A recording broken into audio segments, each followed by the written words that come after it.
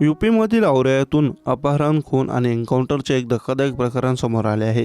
एका 13 वर्षांच्या मुलाचे अपहरण केल्यानंतर आरोपींनी त्याला ट्रॉली बॅगमध्ये भरले आणि बॅग गाडीच्या डिक्कीत ठेवली।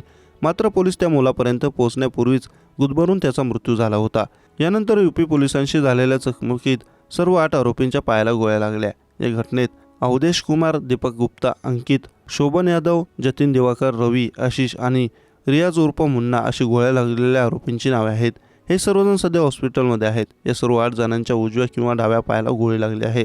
पाय सोडून शरीरावर इतर कुठेही दुखापत झालेली नाही, तसेच त्याच्या शरीरावर जखमेच्या खुणाही नाहीत। सविस्तर माहिती अशी की सराफा व्यावसायिक शकील यूपीच्या औरया जिल्ह्यातील एरवा कटरा येथे आपल्या कुटुंबासोबत राहतात। होळीच्या 2 दिवस अगोदर म्हणजे 23 मार्च रोजी शकीलचा 13 वर्षांचा मुलगा सुभान मित्रांसोबत क्रिकेट खेळण्यासाठी दुपारी घराबाहेर पडला।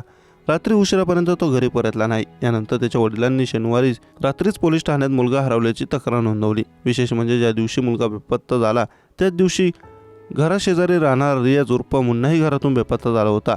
यामुळे संशयाची सुई मुन्नाकडे वळाली। पोलिसांना तपासादरम्यान समजले की मुन्नासोबत त्याचे अन्य 3 मित्रही घरातून बेपत्ता झाले आहेत।